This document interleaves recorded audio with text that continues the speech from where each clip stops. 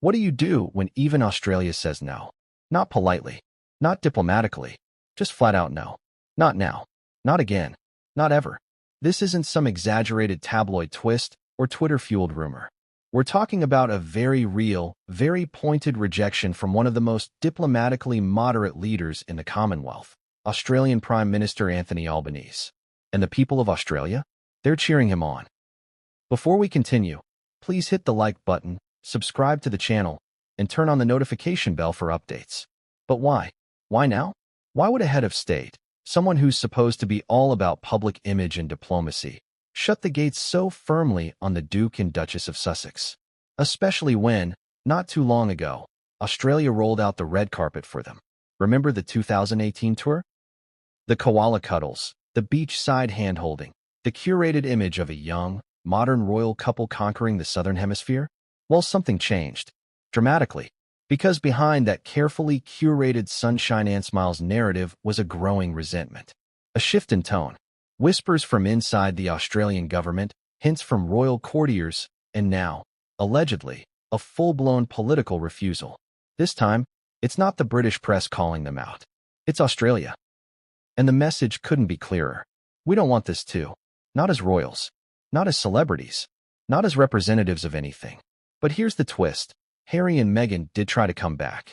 And not quietly either. There were talks, meetings, formal communications, a proposal dressed in all the usual PR fluff about reconciliation, legacy, healing, and rebuilding trust in the Commonwealth. The kind of language that sounds lovely on paper until you realize the subtext. Australia didn't fall for it. And from what we're hearing, neither did Albanese.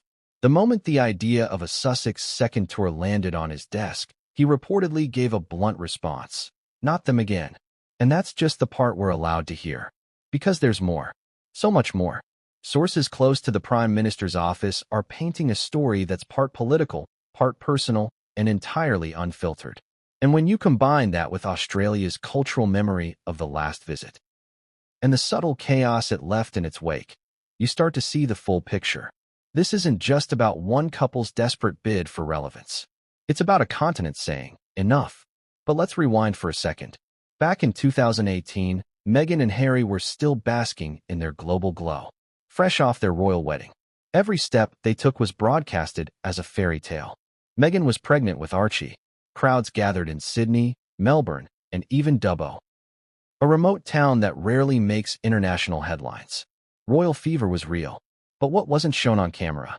The complaints from staff, the alleged temper tantrums, the rifts forming behind palace walls, even whispers of local Australian officials quietly gritting their teeth through the tour. The media played it nice. The people smiled. But insiders? They were already getting tired. And now, fast forward to 2025, Australia isn't just tired. They're done. And here's where things get even more fascinating. Because this wasn't just a one-off rejection. This was a deliberate signal.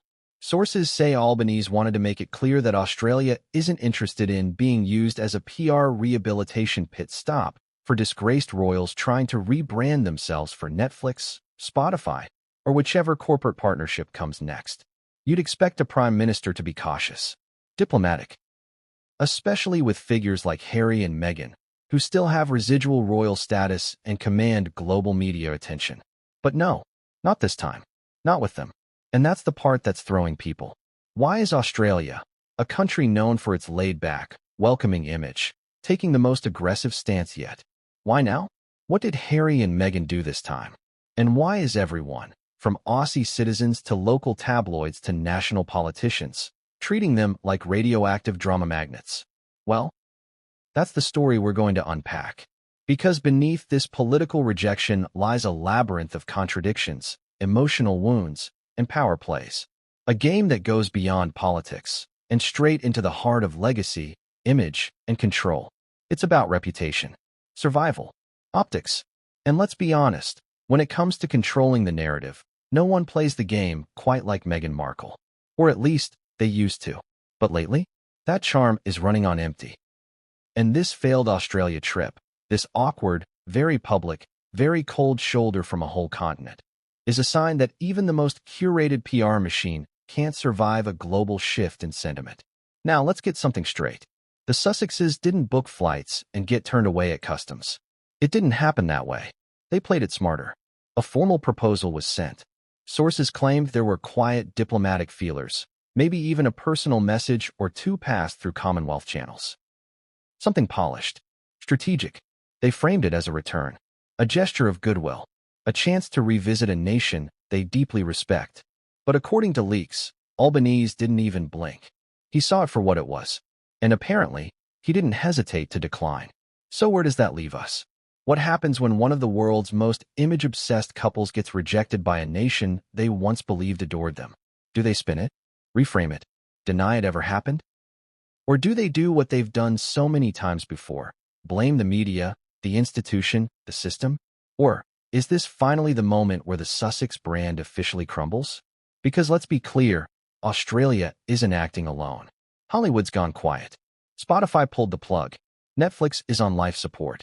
And now, even the Commonwealth is raising its eyebrow and saying, "You again?"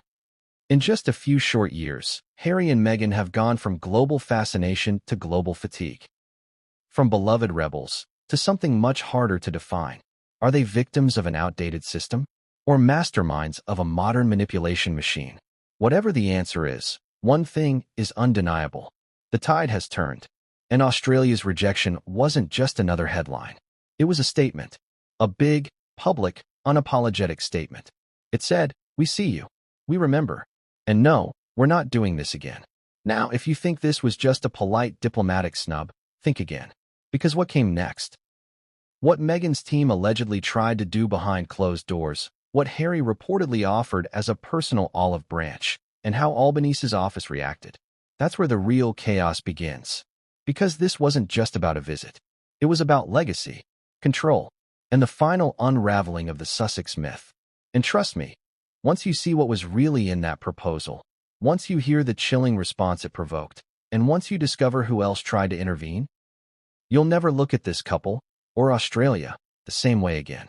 But what came next would change everything, and no one saw it coming. Did the Prime Minister of Australia actually say, "Not them again"? That's the phrase burning through whispers in Canberra, rippling through diplomatic circles, and, let's be honest, setting the internet on fire. Because if that sentence is true, and it came from Anthony Albanese himself, it marks a dramatic, unprecedented break in tone for a Commonwealth leader. This isn't some anonymous palisade. This isn't a tabloid editorial. This is a prime minister, a head of state who, by all expectations, should keep things diplomatic, measured, polite, even when dealing with controversial figures. So what would push someone like Albanese to allegedly drop the filter and make it personal? What could possibly make a calm, pragmatic leader turn down a royal, well, former royal, visit request with such dismissive bluntness? Let's dig in. Because this wasn't just a no. It was a line in the sand. And what's more shocking, it didn't come after days of debate. According to sources close to the Australian government, the refusal was almost immediate. No deliberation. No PR consultation, just a short conversation, a quick decision, followed by silence. The kind of silence that tells you all you need to know. But first, how did the request even come about? Turns out, Harry and Meghan's team had been testing the waters behind the scenes for months. Quiet outreach, subtle feelers, discussions framed around building bridges, re-engaging with Commonwealth nations, and, get this, reinvigorating royal goodwill on the ground. Sounds noble, doesn't it? Except there was a problem. Nobody asked. Not Australia. Not Albanese. Not the people. And after everything that's happened, from Megxit, to Oprah, to Spotify, to that flaming Netflix car crash of a docuseries, many in the Australian government saw this return tour as exactly what it was. A soft power grab disguised as goodwill. And Albanese? He wasn't having it. According to one Canberra insider, when the proposed visit landed in his office via a formal diplomatic query, wrapped in all the polished pleasantries you'd expect from Archwell's well-funded PR machine, his response was cold, blunt, almost sarcastic. He didn't even pretend to entertain it. The exact phrase? Not them again. For words. And just like that, the Sussexes were shut down. Now let's pause for a second. Because this phrase, on its own, is explosive. But what makes it even more devastating is the context behind it.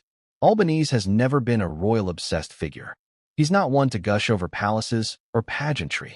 He's a practical man with a progressive agenda and a country to run. But he's also no stranger to diplomacy. So for him to express such unfiltered exasperation, that's not accidental. It's personal. And reportedly, this wasn't just a one-off comment. It was echoed in other internal conversations too. One aide described Albanese's tone as visibly irritated the moment Harry and Meghan's names came up. Another said the Prime Minister believed the couple had outstayed their global welcome. Think about that. Not they need time. Not it's politically tricky. But they've worn out the world. That's more than political resistance. That's brand fatigue. And it hits at the heart of the Sussex problem. They're trying to market themselves as global unifiers, when much of the globe, especially Australia, is quietly turning away. But why now? Why such a visceral reaction from Albanese, especially when the original 2018 tour seemed like such a success? Well, let's rewind the tape. Back then, the couple arrived with fanfare. The people were curious. Meghan was the fresh American Duchess. Harry was still seen as the cheeky, beloved royal. The media praised their modern energy. Crowds turned up in droves. Even conservative politicians offered friendly sound bites. But behind closed doors, it was messy. There were early complaints of Meghan's excessive demands during scheduling. Unconfirmed reports that Aussie staffers were not impressed with her alleged Hollywood temperament. Local organizers described the Sussex entourage as surprisingly high maintenance. A stark contrast to the usual royal tour expectations of dignity, routine, and minimal fuss. One city official allegedly quipped, "It was like prepping for Beyoncé, not the Queen." That comment, it stuck. And apparently, it stuck with Albanese too. You see, back in 2018, he wasn't Prime Minister yet, but he was watching. And from those who've spoken to his current aides, it's clear that Albanese never fully bought into the Sussexes act, especially once the truth began unraveling. After the Oprah interview, things shifted. Australians, already skeptical of monarchy to begin with, watched as Harry and Meghan accused the institution they once represented of racism, cruelty, and abandonment. Some Australians sympathized, but many, especially veterans, royal supporters, and the broader public, didn't like being dragged into it. Because when you insult the royal family, you're not just talking about a private institution. You're talking about a public system. One that Australia is still constitutionally tied to. It got political, fast. And now, in 2025, with Republican debates heating up again in Australia and the question of monarchy hanging in the air like smoke before a fire, Albanese didn't want the distraction, didn't want the circus, didn't want them. And here's where things take a darker turn. Because according to one insider with knowledge of the diplomatic exchanges, Albanese not only rejected the visit, but made it clear that any attempt to frame the rejection as a scheduling conflict or logistical issue would be dishonest. In other words, don't lie about this. Don't spin it. Don't pretend it didn't happen.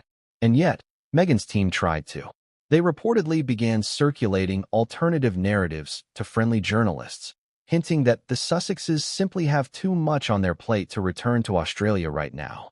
Classic damage control. But it didn't land, because insiders kept leaking. And suddenly, Australia's biggest newspapers were publishing thinly veiled stories with headlines like, "Sussex is snubbed? Albanese reportedly declines visit from disgraced royals. Commonwealth cold shoulder. No return for Harry and Meghan." Not them again. The words heard around the world. It was everywhere. And what made it worse?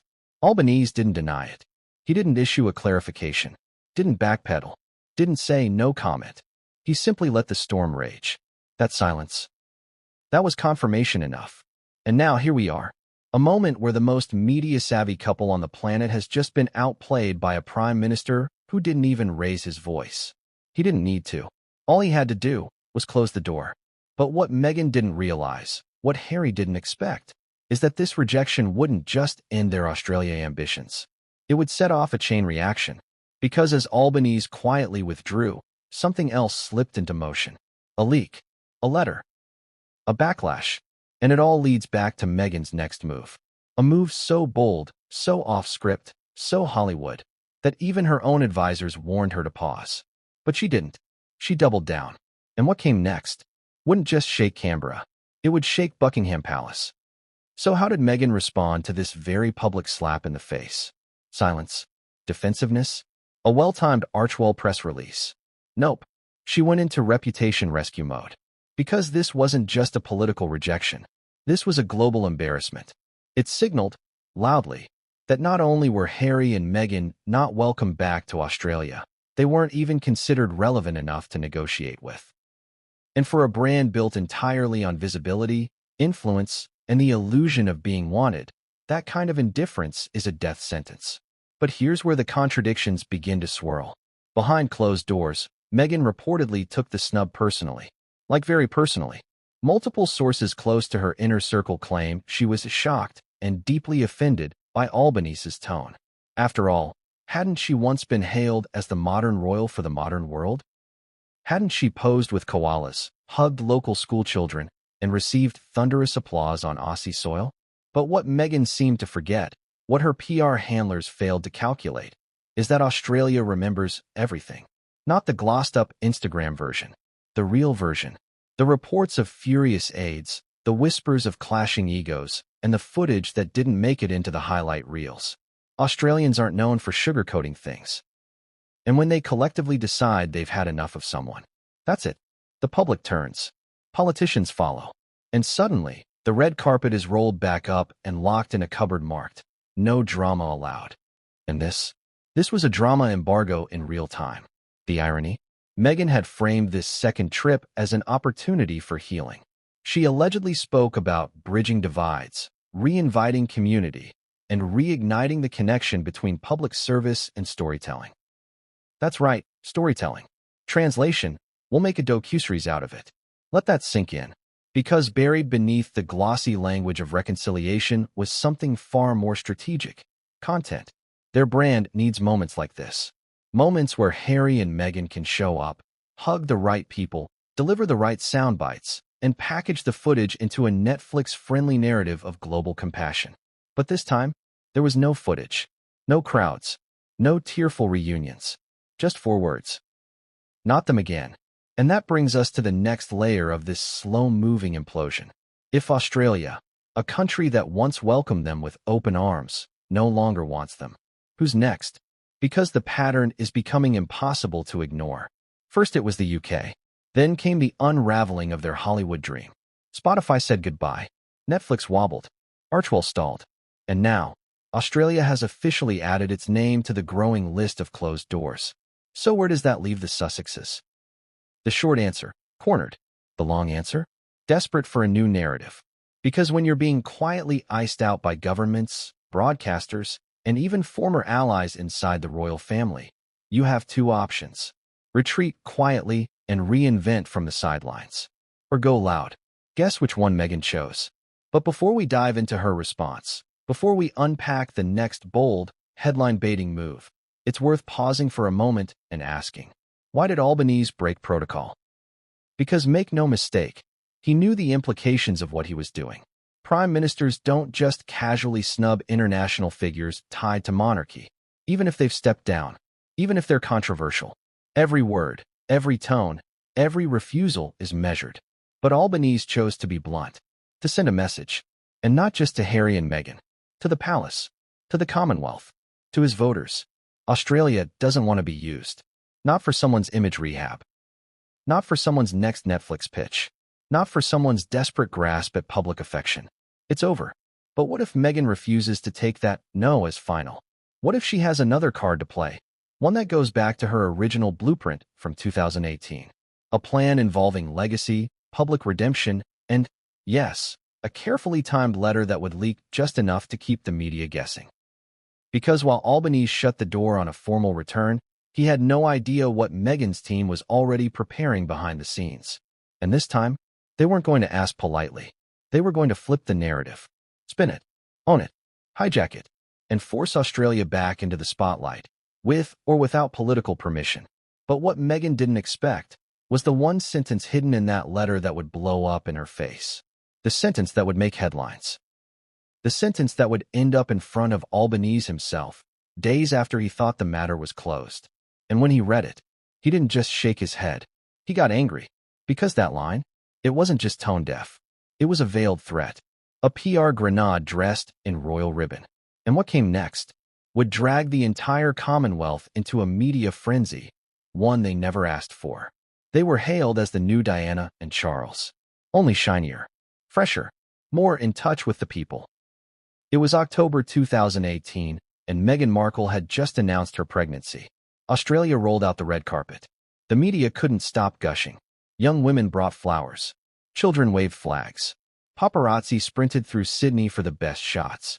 The Duke and Duchess of Sussex had officially arrived, and from the outside, it looked like a royal fairy tale reborn.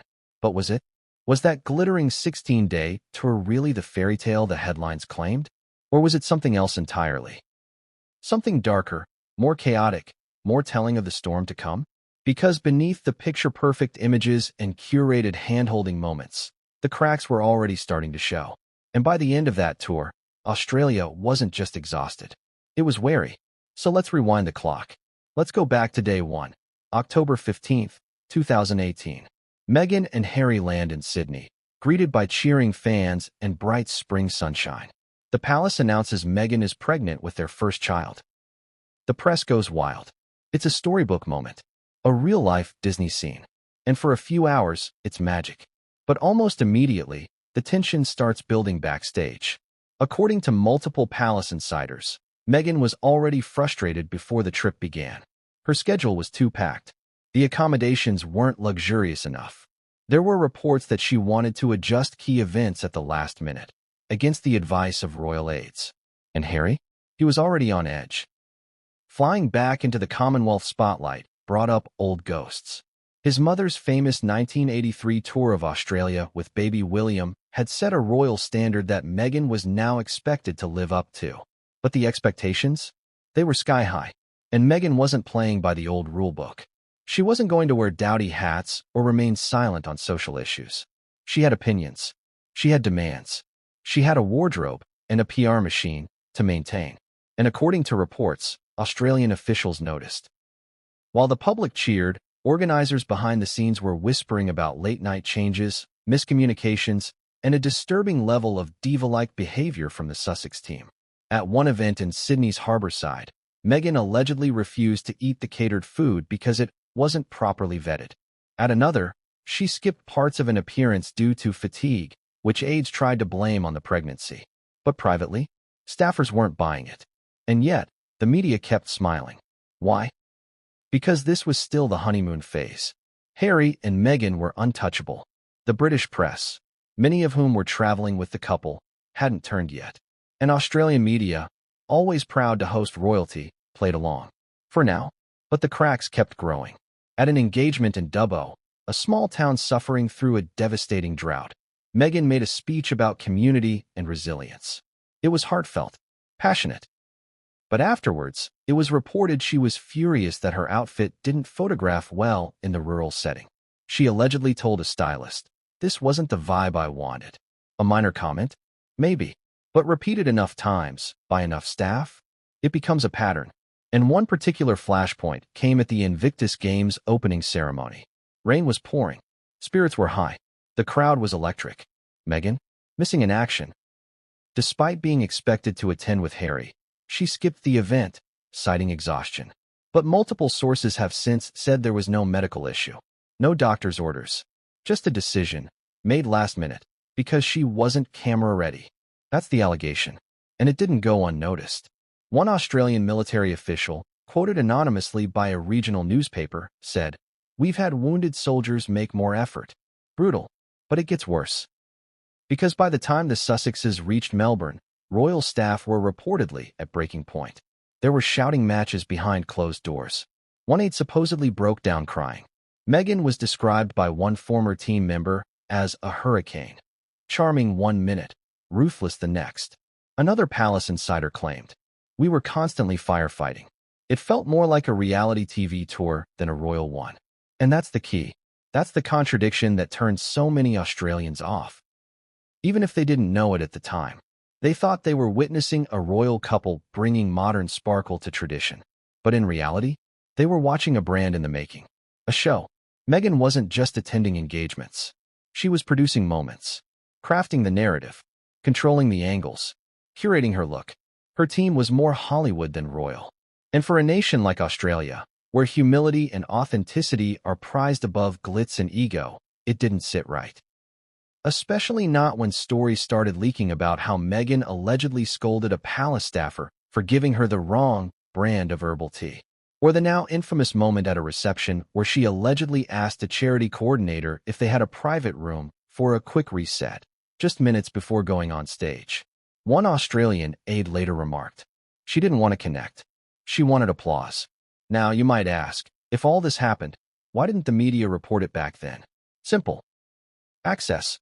At the time, the press needed to stay on Meghan and Harry's good side. These were golden ticket figures, page view magnets. The world couldn't get enough of them. And the palace? They weren't going to throw the newest royal stars under the bus mid-tour. But now that the glamour has faded, the truth is trickling out. And one thing becomes clear. The 2018 tour wasn't a fairy tale. It was a warning sign. A loud, flashing red flag that something about Harry and Meghan's royal life wasn't working. They were trying to bend the institution around themselves. And Australia was their first test case. They failed, but they didn't see it that way. To them, it was a triumph. They got the footage. They got the crowds. They got the headlines. But the emotional residue left behind? It lingered, especially with Prime Minister Albanese, who, as we explored in the last chapter, wasn't fooled by the glitter. He saw the show, and he remembered it. So when the request came for a return trip in 2025, packaged in diplomatic niceties and glossy PR language, Albanese didn't need time to think. He already knew. Not them again. But Meghan didn't give up. Not yet. Because she believed that 2018 was proof that Australia loved her. She believed the crowds, the cheers, the headlines. She believed the storybook version. So when the door slammed shut, she took it as an insult, a betrayal. And that's when her team fired back, with a new letter, a new proposal, and a carefully constructed campaign designed to force Australia's hand. But what they included in that pitch, one sentence, one single, tone-deaf sentence, would end up in front of Albanese. And his reaction would set the tone for an entirely new chapter of this scandal. It was supposed to be a soft power comeback, a gentle return, a "we're still here" gesture to the Commonwealth. But what Meghan's team drafted, what they actually sent, had none of that softness. According to a source within the Australian Department of Foreign Affairs, the language of the proposal was, quote, so polished it felt inauthentic. It read more like a film pitch than a diplomatic request. And buried in that overly scripted, PR-soaked letter was the sentence that killed it all. It was only 13 words. 13 words that Albanese allegedly read twice. And then, he got angry. The sentence was simple. The Sussexes believed their presence would once again unite the Australian people. That was it. Sounds harmless, right? On first read, maybe. But for a politician like Albanese, who spends his days working with actual Australians, not curated photo ops, it was offensive, arrogant, delusional. Unite the Australian people? This, from the couple who'd fled their own royal duties. This, from two individuals who'd accused institutions of racism, undermined monarchic unity, and turned personal grievances into streaming content. This, from a duchess who hadn't set foot on Australian soil since she fled the UK, and now thought her return would somehow be an act of national healing? Insiders say the Prime Minister's response was immediate and brutal. Australians aren't interested in being a background for someone's comeback tour. And then came the real blow. A decision not just to decline the Sussexes' return, but to leak elements of the exchange. Not officially, of course.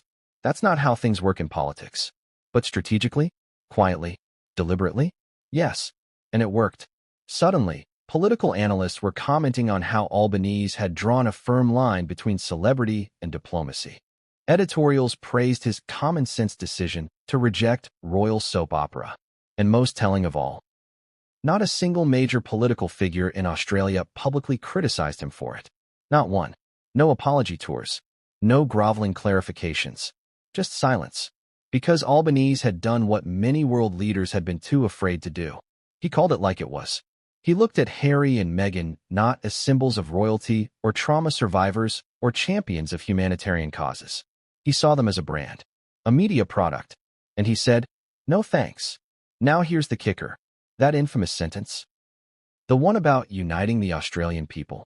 It was Meghan's own wording. Sources inside Archewell, who have since distanced themselves from the fiasco, said Meghan personally oversaw the tone of the letter. She wanted it to feel inspiring, forward-thinking, and restorative. She wanted to shape the narrative. What she got instead was a wake-up call. Because Australia, unlike the Hollywood press or the celebrity award circuit, doesn't play PR games. They don't care about optics. They care about authenticity.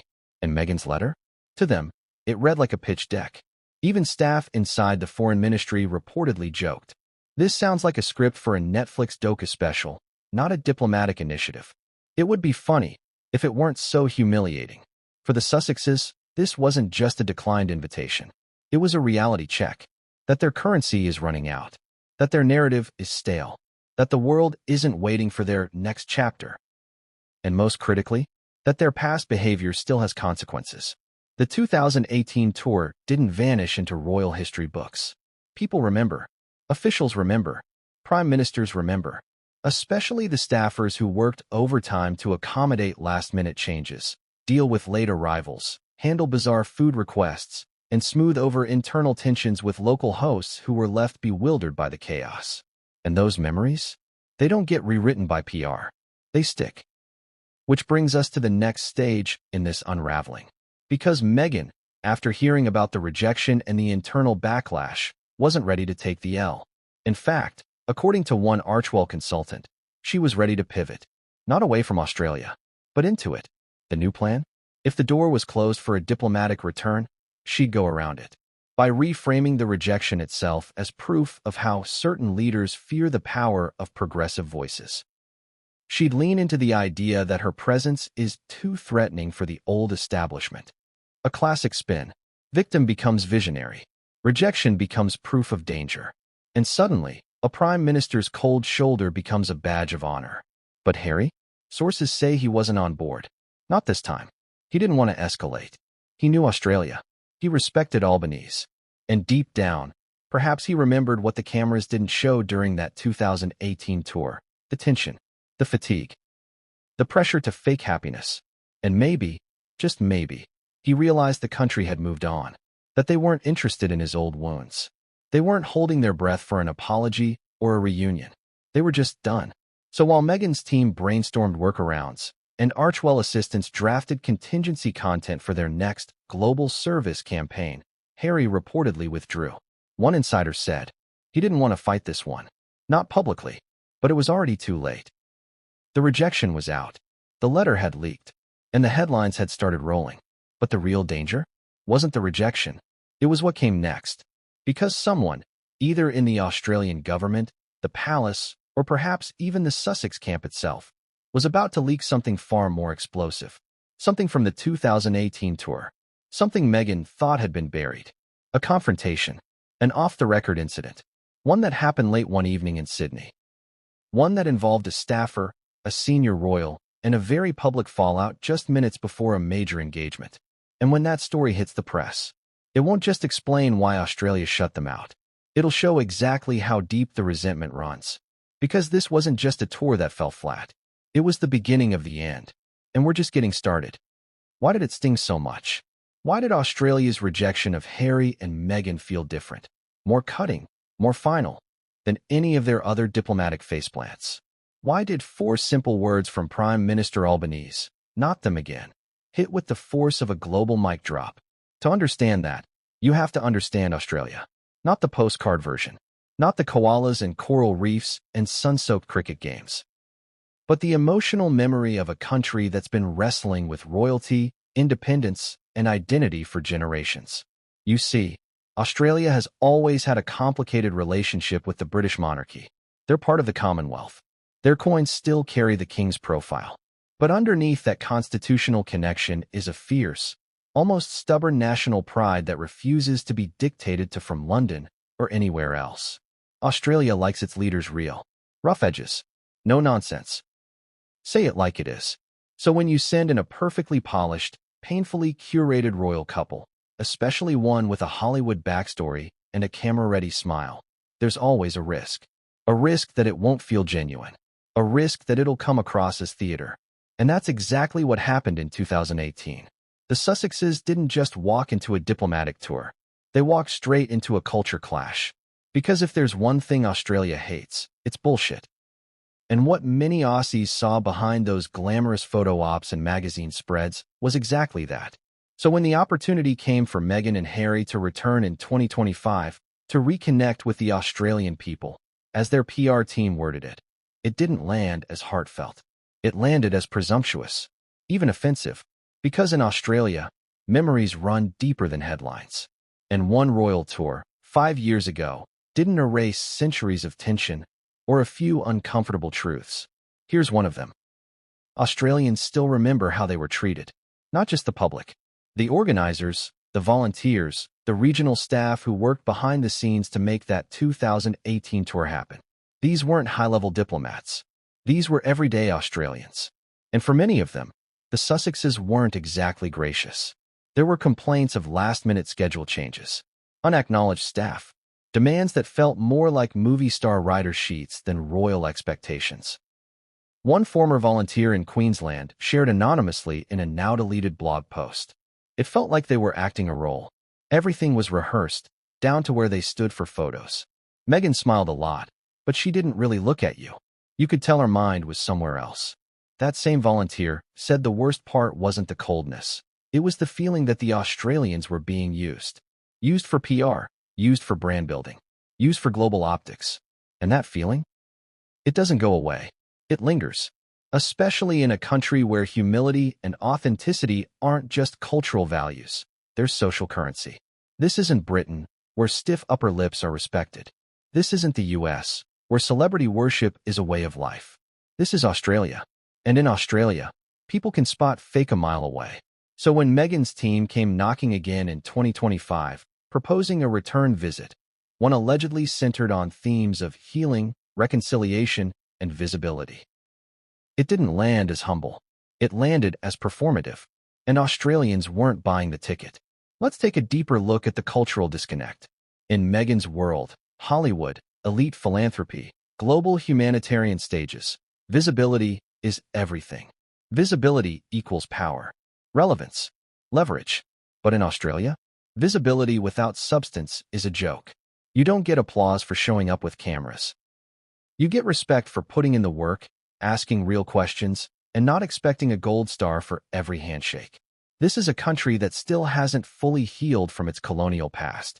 A nation in the midst of a heated debate about indigenous rights, national identity, and whether to even remain tied to the British monarchy at all. So when Meghan Markle, an American, a former royal, and a now global celebrity, positions herself as the voice of reconciliation for Australia, it doesn't come off as noble. It comes off as tone-deaf, especially when Australians feel that she's done nothing of substance since her last visit to earn that voice. Where was Meghan during the bushfires? During the voice referendum debates? During national moments that actually mattered? Absent. And now, when the Sussex brand is flailing, now she wants to return? It's not hard to see why Australians rolled their eyes. Because culturally, Australia has long since rejected the idea of monarchy as unquestioned authority. They tolerate it, sure, but many don't worship it. So when a couple like Harry and Meghan, who've openly trashed the very institution they once represented, show up acting as if they still carry royal clout, it feels insulting. Worse, it feels manipulative. And Australia doesn't take kindly to manipulation. That's why Albanese's cold response hit such a nerve. Because in many ways, he was saying what millions of Australians were thinking. We see what you're doing, and we're not interested. But let's go even deeper. Let's talk about Diana, because she's the unspoken emotional thread running through all of this. When Diana visited Australia in 1983, she didn't just wave and smile. She connected. She sat with children. She talked with mothers. She looked people in the eye. She gave herself to the public, not a performance. That's why Australians adored her. And that's why Harry's presence still carries some lingering goodwill. But Meghan? She's not Diana. And every attempt to evoke Diana's memory, through wardrobe choices, symbolic gestures, or subtle PR messaging, only widens the gap. Because Australians remember what real connection looks like. And they know when they're being sold a ghost. That's why the idea of a 2025 healing tour didn't just fall flat. It was rejected outright. Because the very premise of healing implies that Australia was hurt. But the truth? They weren't. Not until Meghan and Harry tried to re-enter the picture with the same polished pitch and performative smiles that had alienated people 5 years earlier. And here's the twist. If Meghan had come back quietly, no cameras, no agenda, just a private visit to charities or veterans groups, things might have gone differently. Australia respects humility, but humility was never part of the plan. Instead, what they got was brand Sussex, Chapter 2. Polished, packaged, positioned for maximum exposure. And in the end, they slammed the door. Because Australia, more than most, remembers. They remember the real story. Not the press release. Not the glossy video montage. The real tension.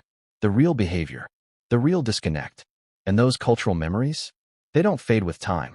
If anything, they harden. And that's why this rejection didn't feel like a small scandal. It felt like a final verdict. But what Harry and Meghan didn't know was that the real danger wasn't Albanese's refusal. It was what was about to be uncovered. A buried moment. An incident. A specific confrontation from the 2018 tour that never made the headlines, but was whispered about for years. And now, it was about to resurface. Because one Australian staffer, who had remained silent all this time, was finally ready to talk. And what they had to say could change everything. The incident took place on day 10 of the tour. By then, the gloss was fading. The smiles were getting thinner. And behind the scenes, staff were cracking under pressure. It was during a scheduled reception with Indigenous Australian leaders in the Blue Mountains, a high-profile moment meant to showcase the couple's deep interest in Native voices. The kind of event that should have been memorable for all the right reasons. But according to a former Australian government staffer, who remained silent for nearly 7 years out of professional loyalty, something went very wrong that day. And it started with a clash between Meghan's team and a local organizer. The problem? Control. Apparently, Meghan's team had submitted a list of conditions just hours before the event was set to begin. Requests about lighting angles, seating arrangements, and even which speakers would appear before and after Meghan during the welcoming ceremony. That last part? That's where it all fell apart. Because one of the Indigenous elders scheduled to speak, an 82-year-old woman named Ani Marla, known across her region as a revered storyteller, was suddenly bumped from her position in the lineup. Why? Because Meghan's team, according to leaked emails, believed it would dilute the narrative arc if Meghan followed a lengthy and unscripted testimonial. Read that again. They didn't want Meghan to follow an elder's speech. They feared it would dilute the narrative arc. This isn't fiction. This is what the staffer now claims appeared verbatim in an internal event note circulated between departments. The backlash inside the event team was immediate. One junior protocol officer reportedly warned, if word of this gets out, it'll look like Meghan is silencing Indigenous voices. But Meghan's team held firm. They insisted the schedule be revised. Meghan's remarks would now come before the elders. And while officials complied under pressure, Ani Marla, she walked. She refused to be rearranged for royal optics. She didn't make a scene. She just quietly left the venue, choosing not to participate in what she allegedly called a PR setup in silk gloves. Until now, her departure had been written off as illness. But the truth? It was protest. And now, 7 years later, that protest is finally surfacing. Because the staffer who witnessed the whole thing decided to speak. And their testimony is damning. They describe a scene of tension and control, with Archwell-style messaging already seeping into the Sussex operation even before Archwell had a name. They describe handlers fussing over Meghan's hair under the harsh lighting, while Indigenous organizers waited in frustration. They describe a moment where Meghan allegedly told one Australian rep, "We want to be seen as listeners, but we also have to control the tone." Control the tone. In an Indigenous-led event. In a country still reckoning with centuries of silenced voices. The hypocrisy? It didn't go unnoticed.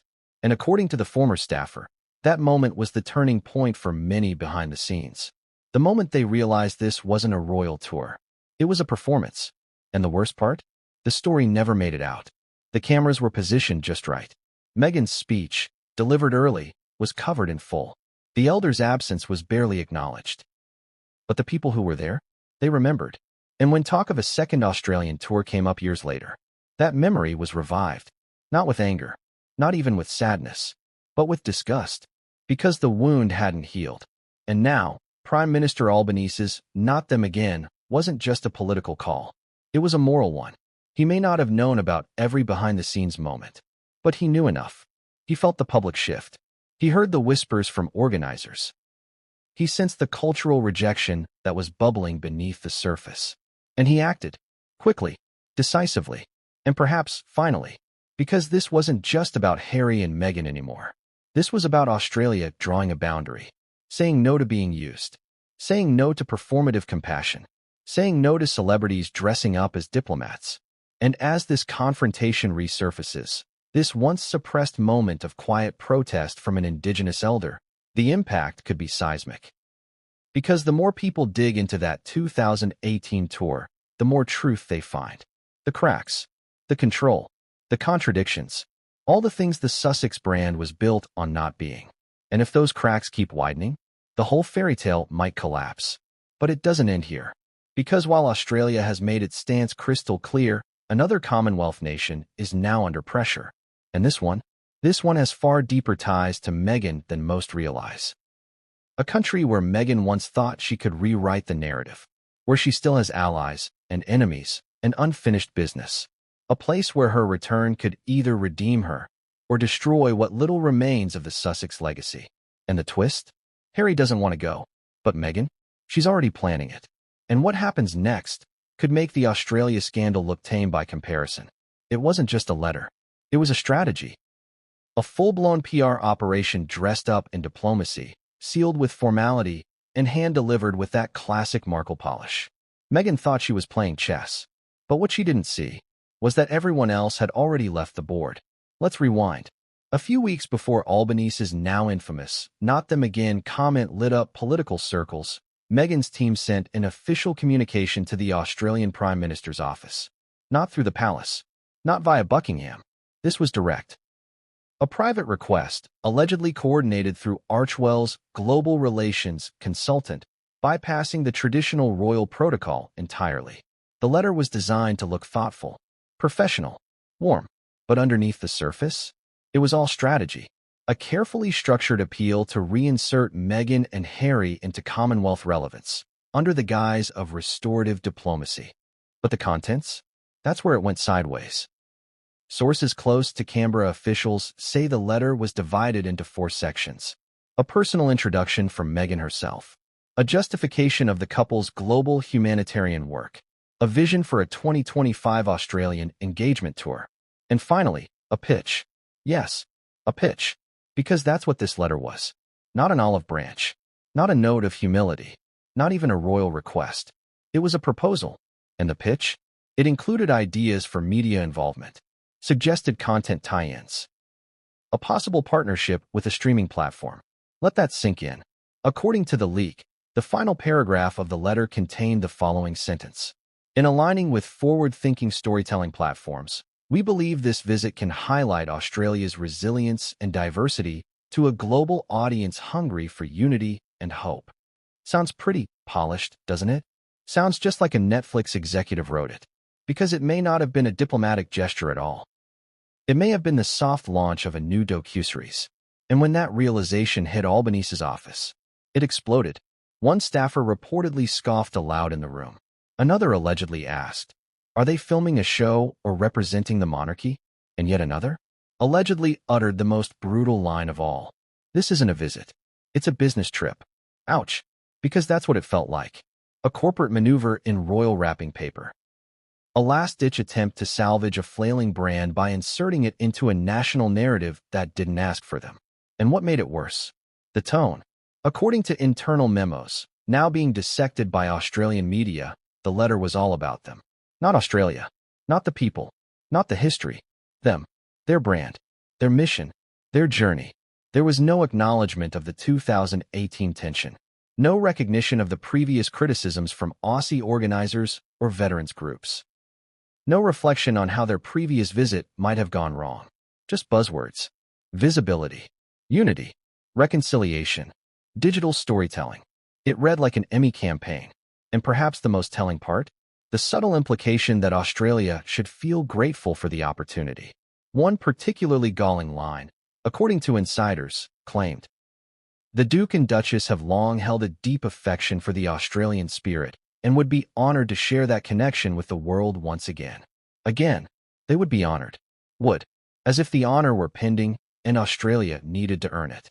That tone did not go over well, especially when paired with whispers that Netflix was already aware of the potential tour, that producers were exploring story angles, that Meghan's wardrobe stylist had already begun sourcing casual but iconic looks for springtime in Sydney.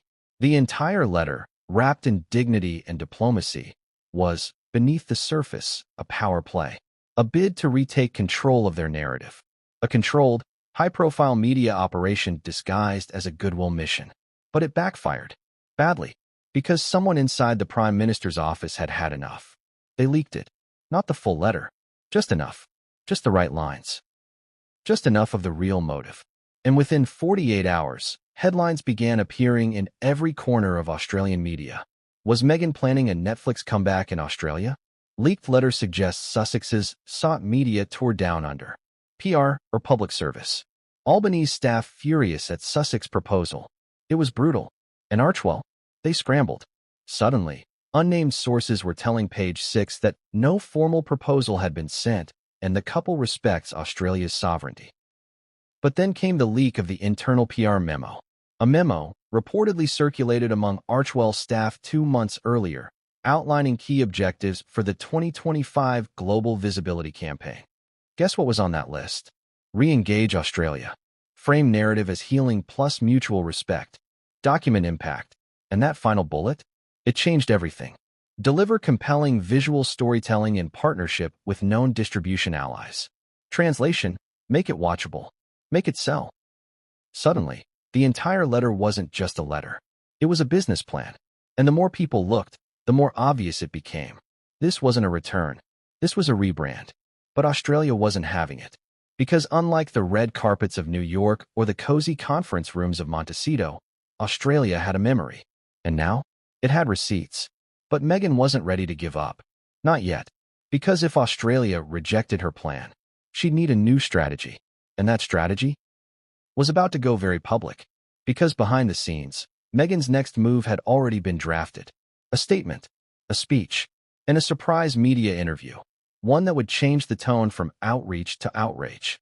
One where she would finally go on record and drop a name. One that no one expected. And one that could ignite a royal firestorm.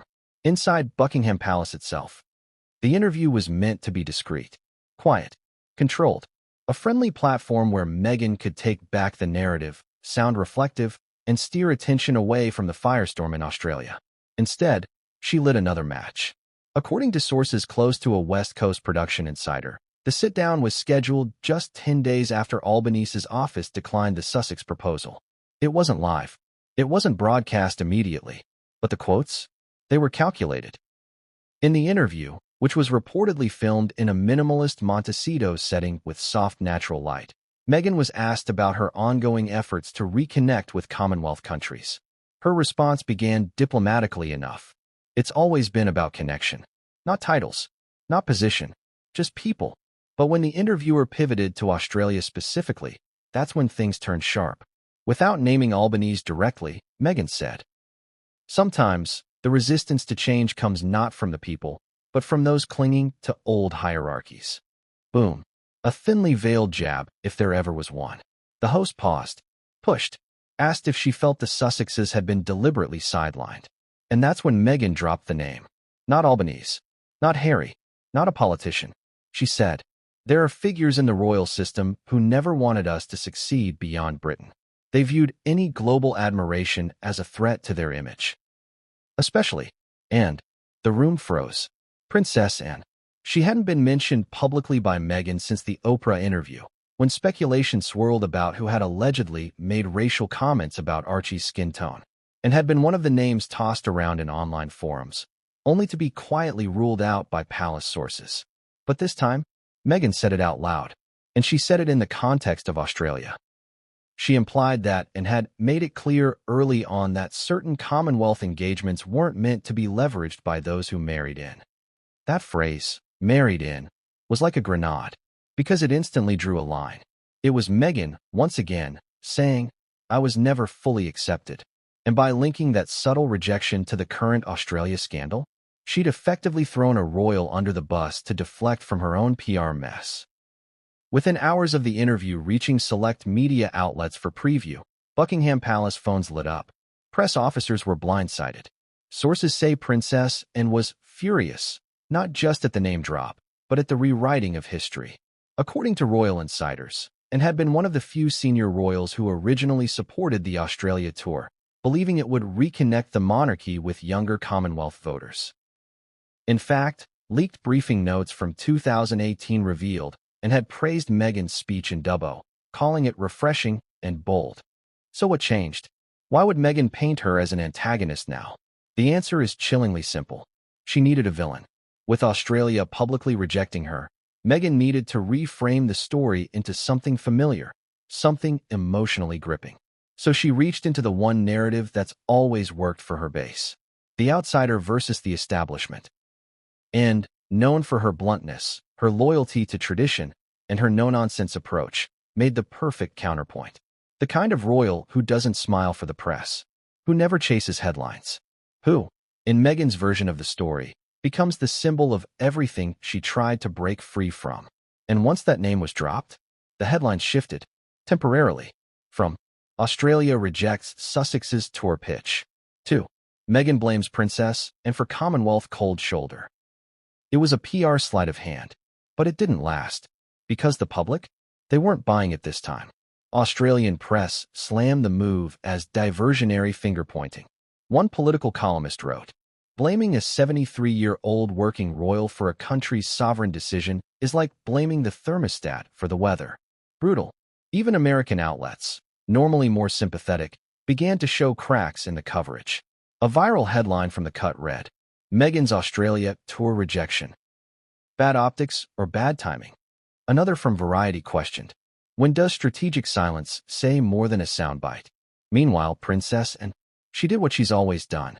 She said nothing, but her team let it be known, discreetly, that she found the allegations nonsense not worth dignifying. That silence, it said everything. Because while Meghan was spinning plates, dodging responsibility, and floating new narratives, the palace, it just kept moving forward. Business as usual. Duty. Protocol. Control. The contrast couldn't have been clearer. Meghan wanted the public to see her as silenced. But the louder she spoke, the more apparent it became. The silence wasn't oppression. It was discipline. And here's where things spiral further. Because in the fallout of the interview, more details from the original letter began to leak. This time, from inside Archewell. One frustrated former staffer allegedly told a friend, "It was never just a tour. It was content." That was always the plan. That friend, a freelance journalist. And within 48 hours, those quotes made it online. Suddenly, the worst fears about the Sussex return were confirmed. It wasn't a visit. It was a shoot. And Australia was the set.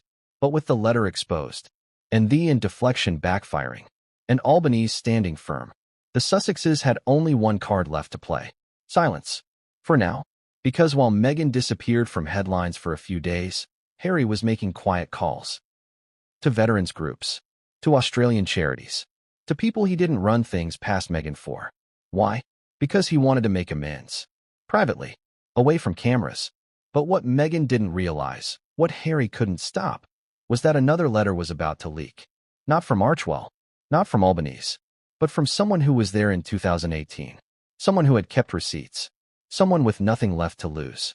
And what that letter revealed would make Australia's rejection look like a courtesy. Because it contained something no one saw coming. A direct accusation. And once it went public, the game changed completely. It started with a whisper. A meme here. A sarcastic tweet there.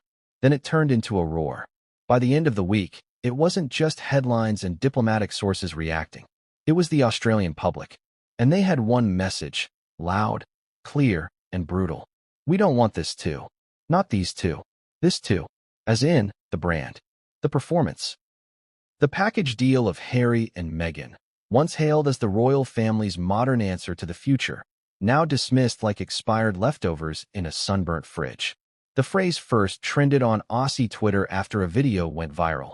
A 30-second news clip of a Sydney man, wearing a high-vis vest, standing outside a train station, being asked about the Sussexes possibly returning to Australia.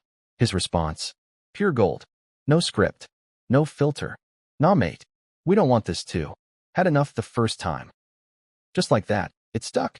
Memes followed. TikToks reenacted the quote in slow motion, with dramatic music. One woman used it as the punchline for a parody cooking video. Step 1. Grab your overhyped ingredients. Step 2. Throw M in the bin. We don't want this too. Savage. But why did it catch on so fast? Because it was more than